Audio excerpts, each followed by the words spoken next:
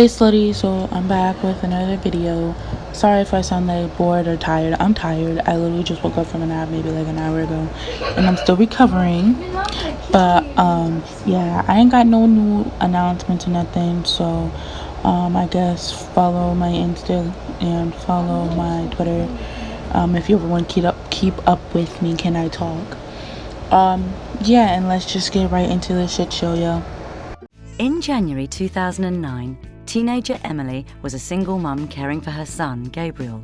She lived at home with her mother, Kim, and her younger brother, Logan. Can I just say that I give teen moms so much credit, because I know they didn't ask for a child, but they stepped up for their child and is being a parent even though they're still young. Like, I give y'all so much motherfucking respect. Like, y'all do it. Like, y'all are better than like these other moms who fucking get pregnant in their like 30s and 40s and are fucking miserable. Like I said, I give y'all respect on respect. Hello? Becoming a mother at a young age, it didn't bother me very much. I grew up really fast. Emily's boyfriend, Charlie, lived nearby and had a job to help support his new family. I wanted to be a good father, step up. See, that's how fathers are supposed to do, or men are just supposed to do. If you got someone pregnant, you're not just supposed to up and leave. That's also your responsibility too. I'm glad her boyfriend stepped up and was like, oh, now I have a family, now I gotta provide. I give him 1,000 points out of 10. Good father award goes to him. Getting our own place and starting a life together. I was on the pill for about 6 months. And then after that, I quit taking it and we started using condoms. Safe sex is the best sex you can possibly have, because guess what? You're not transferring no diseases and getting things and passing it around everybody. Congratulations for this fucking couple. I love them. They need, like, I don't know what they need, but like, they deserve the world. 2009, she started to miss the freedom of being a teenager. No, I can't go out tonight. After I had Gabriel, all I really did was stay at home with him, while my other friends were out there partying and have fun. All I did was sit there and eat to make myself feel better. Sometimes when you get sad, that's all you really want to do is just eat to feel better, and that's okay. You know, do what you want as long as it's not harming anybody or yourself, you know. And I just hope that, you know, she doesn't spiral like down a path of like food binging. By September, Emily had put on 7 kilograms. I am 5'6" and I weighed about 160 pounds. Come on, let's go. I noticed just a small little pooch on her belly, and I said to her, Emily, you and I need to take up walking. Someone can correct me if I'm wrong, but was that not a little bit like fat shaming just because she had a little pouch going on? Like, okay, she just had a baby. The fact, wait, what? And she gained 15 pounds or 7 kilograms. Like, it's not even like a big deal.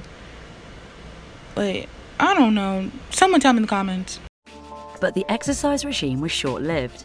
Emily didn't have the energy to stick to it. Emily was very tired. I'd come home and her and Gabriel would be taking naps together. But I attributed that to having to chase after a toddler. After putting Gabriel to bed, she felt even worse, but tried to study while her mum went out with a friend. We love a queen that has a baby and is still getting her studies on, even though I know it can be probably really rough and, you know, really kind of hard, but she's still being a boss and getting her education in. Good for her. I love that. I went to bed around 11 and I started getting really hot. I felt like I had a fever. And I kind of just thought it was the bug going around because a lot of my friends were sick.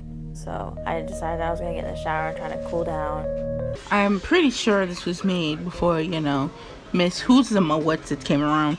But nowadays, specifically more like last year, if you felt hot and feverish, that was called Miss Rona. Miss Rona was around and getting everybody sick. But, you know, I digress. This was before even COVID days. I miss those days. I started slowly getting this pain up at the top of my stomach. And then it slowly started getting worse and worse and worse until it was unbearable. Okay, one, I don't watch horror movies, but I know that looks like a scene from like a fucking horror movie. I don't know where the hell I feel like I saw it from, but I feel like I saw it somewhere. Anyway, at the top of your stomach, it really hurts. That sounds like major, period cramps to me. Oof. And she's in the shower, so I don't know. And she didn't say she was bleeding or nothing, but maybe the cramps could be coming out. I don't know. And in the tub, just crying, because I literally thought I was dying. I had no idea what was wrong with me. My brother came to the door and asked me, what was going on, why was I crying, telling me that Gabriel's out here crying. But I was like, can you please just take him in the other room, calm him down. Okay, to avoid copyright strikes, I'm gonna cut this kind of, not short, but like not end it here or nothing, but just like skip to like juicy parts and like all that good. Where we were at, it was very noisy, couldn't hear everything. So I didn't check my phone until we were walking out, and then I seen there was all these text messages from Emily and some from Logan saying Emily's trying to get a hold of you, something's really wrong with her. We gotta go home. Unless you are at like a strip club or somewhere that's really fucking noisy, because there's a lot of fucking people, how do you not hear your phone go off? Like, I know you probably got your ringer on. How do you not hear it? Like, or hear like ringing or buzzing in your pocket? What? Emily was rushed to casualty. So we put her in the back seat, and Gay's driving as fast as she possibly could towards the hospital, which was about 15 miles. Can I just say that these actors or the ones that are replaying like the whole scene or whatever, they're actually not that bad. I thought they were gonna be a lot worse when I read it, because most of the time when I like watch stuff like this, the actors are like really bad portrayed, but they're actually pretty good. So I stand, and they kind of resemble the actual people, so good looks on them. They got out of the car, ran inside, and told a nurse that we needed someone out here. I need help. Somebody come quick. When that actor said like I need help or some shit like that, whatever, I kind of forgot, but I giggled, I kikied. I don't know why. The way she said it was just so fucking funny to me for like a quick 2 seconds. But yeah, And I just felt this burst,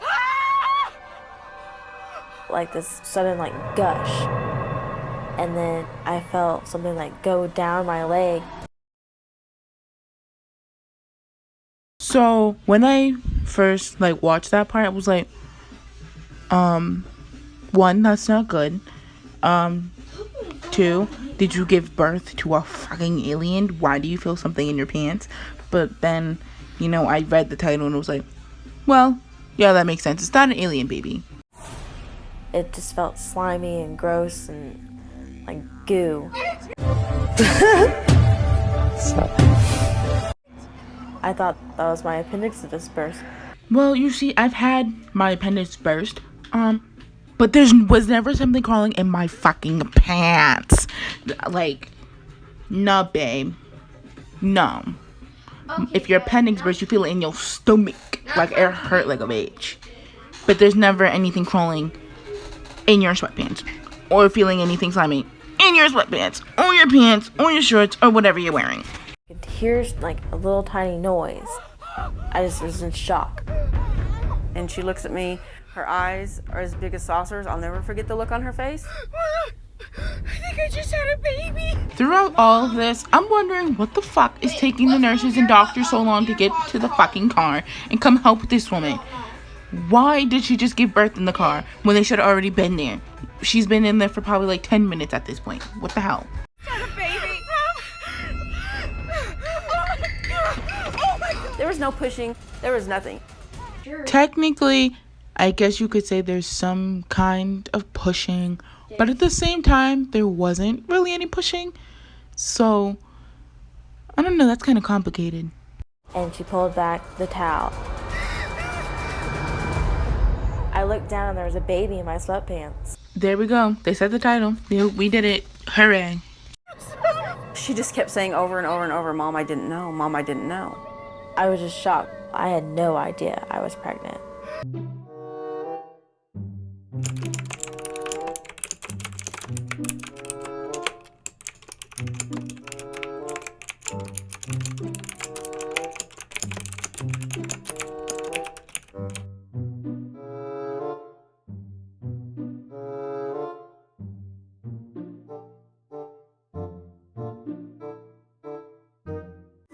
But at the same time, I'm thinking, is everything okay?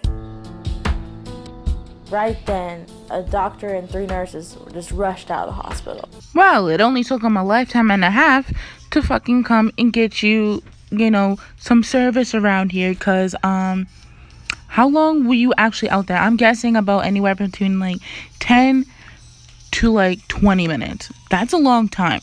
What took them so long? Mom! She kept asking me, is the baby okay? I'm looking at her, trying to tell her it's gonna be okay, it's gonna be okay. Mom! Not knowing if it's going to be okay. That is really scary though, knowing like you weren't pregnant or nothing, and then you just all of a sudden have a baby, and you don't actually know if it's like healthy or not because you haven't had prenatal or like any of like, the pregnancy help that, you're supposed to have. So I really do hope that baby's okay. I had to get 30 stitches because I ripped so far. I didn't care if something was wrong with me. My main concern was if my baby was healthy. I felt very guilty because I should have known that I was pregnant. Babe, there is no reason you should feel bad or guilty that you didn't know you were even pregnant. You didn't know in the first place. If you did, then you would have, probably had a much safer, healthier way of delivering the baby. But instead, obviously, you didn't know.